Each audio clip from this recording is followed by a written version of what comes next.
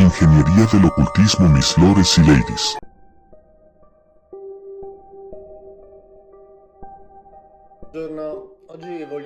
Buenos días.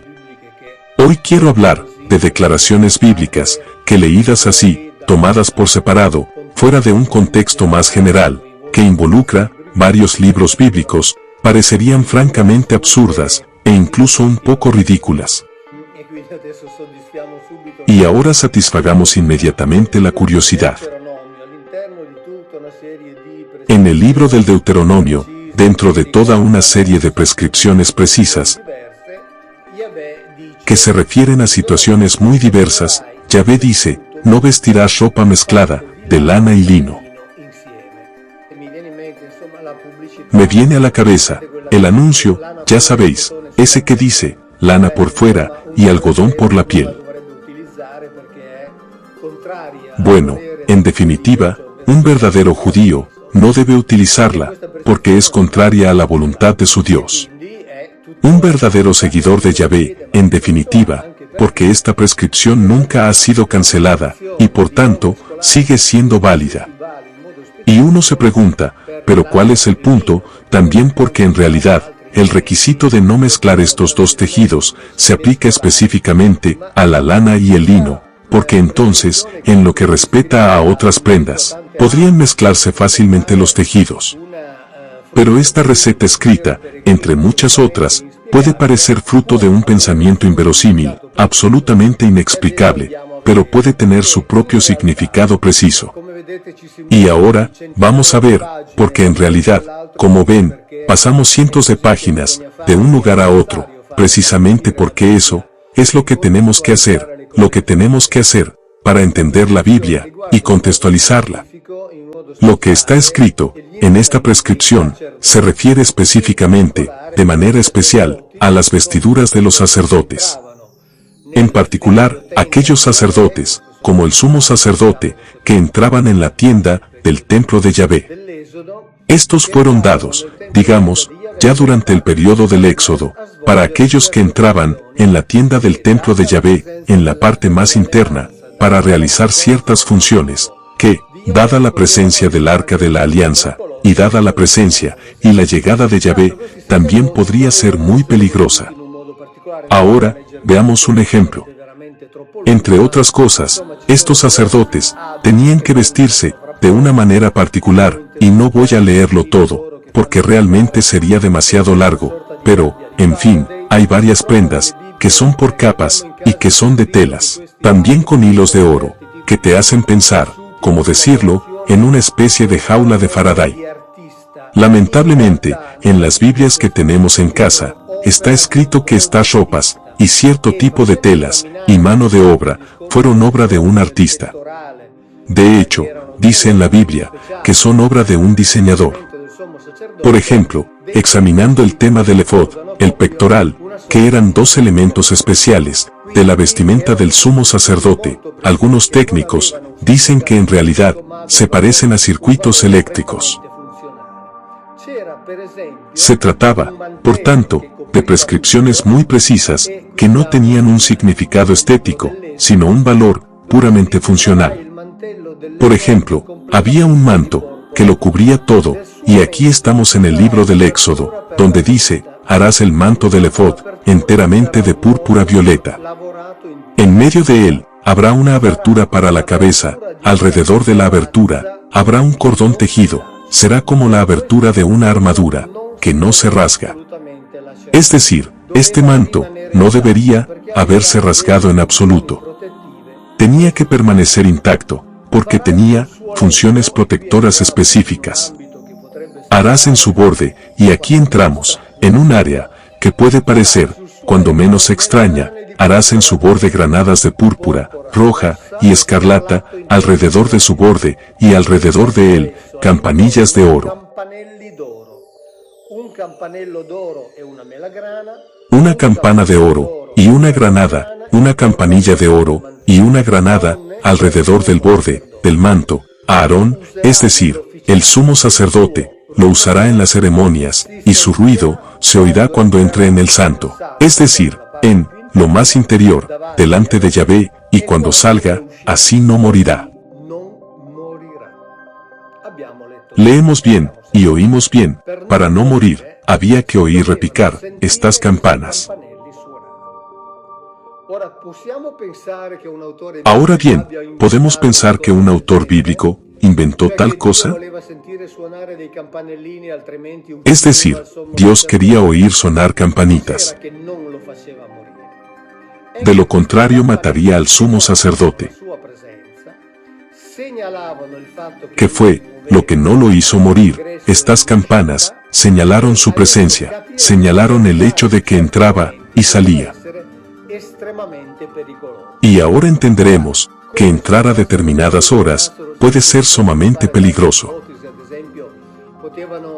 En cuanto a cómo sonaban y por qué sonaban, ya sabes, se pueden hacer muchas hipótesis. Por ejemplo, podrían detectar ondas electromagnéticas que los hacían sonar como una especie de alarma, o podrían avisar que él estaba entrando y que se había ido, y por lo tanto ciertas operaciones o ciertos mecanismos dentro del santo, donde estaba el arca de la alianza, podían activarse sin peligro para la persona.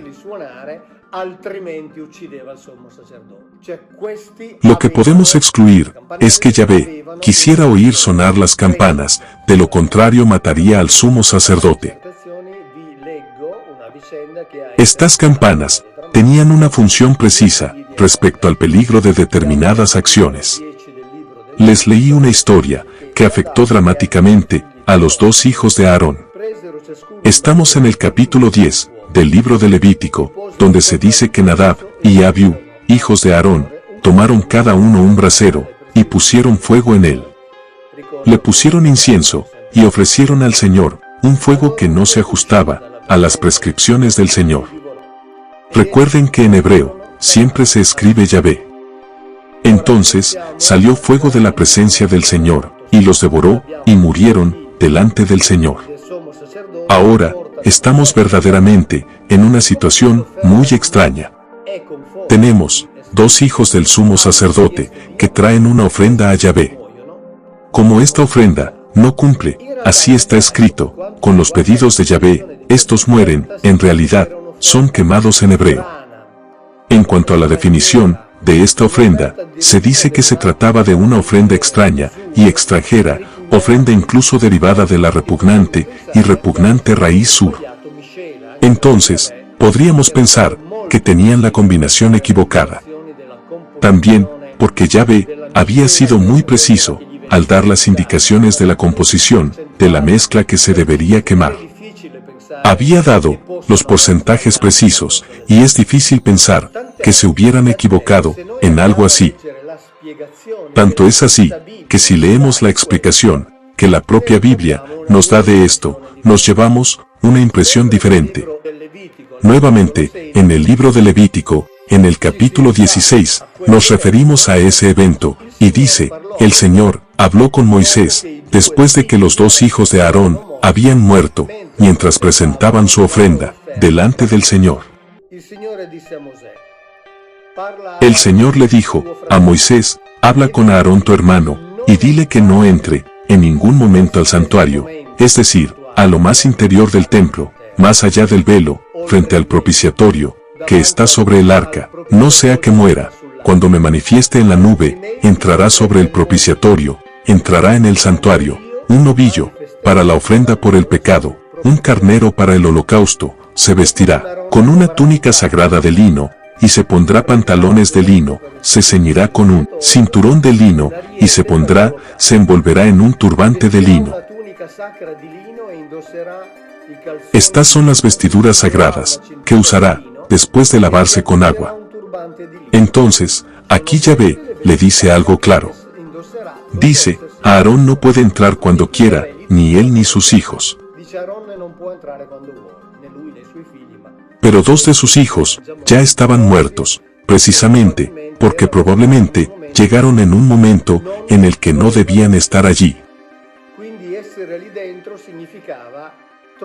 Entonces, estar allí significaba estar en un lugar peligroso, y Yahvé lo dice claramente, y luego dice, precisamente que tenía que vestirse de lino, es decir, tener lino en la piel.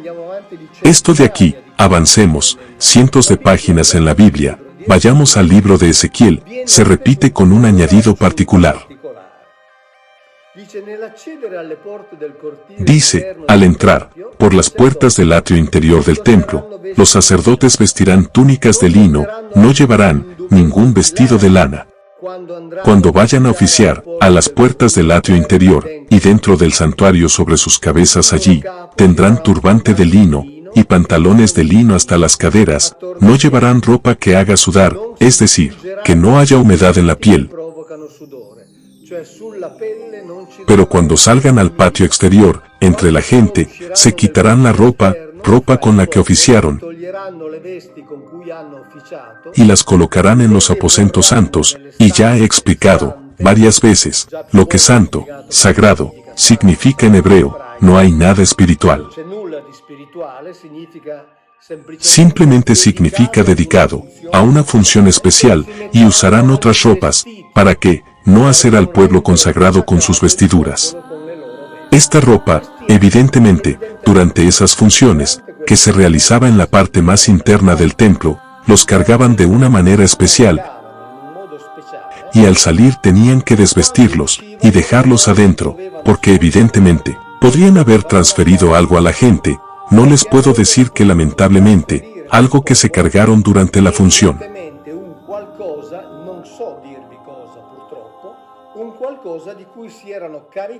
Pero volviendo a la afirmación principal, ¿por qué estaba prohibido tejer juntos lino y lana?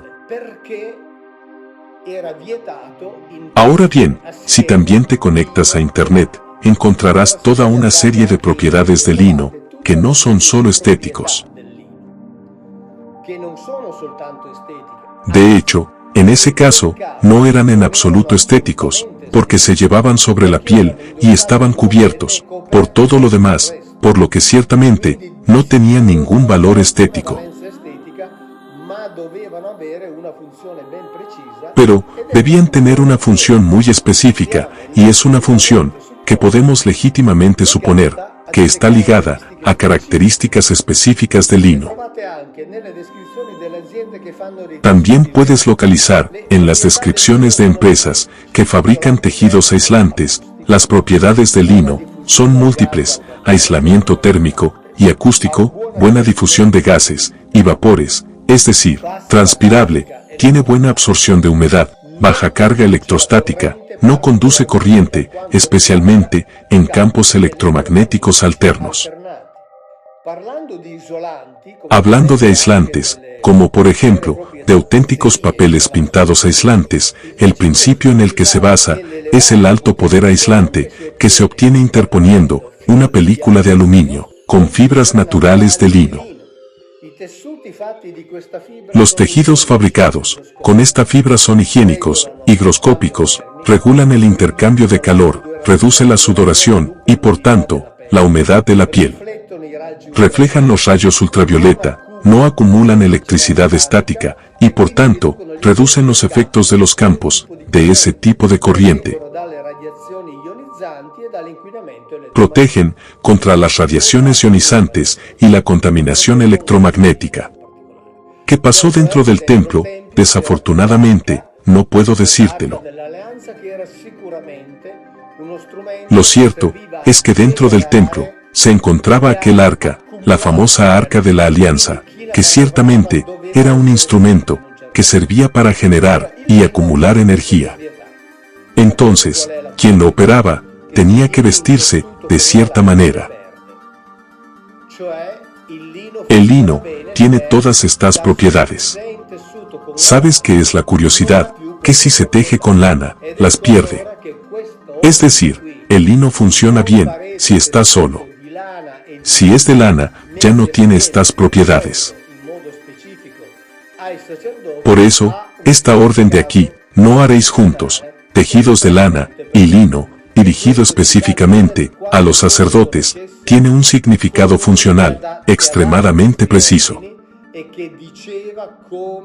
Y esto nos da idea de cuántas cosas la persona que dio estas órdenes y que dijo como quería que se vistieran los sacerdotes, esos poquísimos, que estaban autorizados y capacitados para entrar al templo a realizar tan peligrosas funciones, sabían que su vida y, si se quiere, su vitalidad, es decir, su movimiento, debían incluso ser señalados por campanillas que repicaban y documentaban el hecho de que el sacerdote se movía.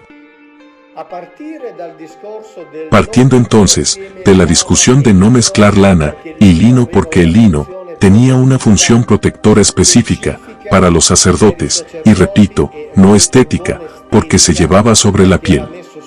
Se cubría por completo, por lo que nadie vio esa ropa, por lo que no había nada agradable que ver. Entonces, partiendo de esta orden, de esta indicación, de no juntar lana y lino, porque de lo contrario, el lino habría perdido sus capacidades. Entonces, esto nos dice una vez más, cuán informados estaban los autores bíblicos. Incluso, conocían ciertas funciones específicas de aquel tejido, tenían cuidado de no perder allí esas funciones, porque eran importantes para salvar la vida del sacerdote que entraba al templo.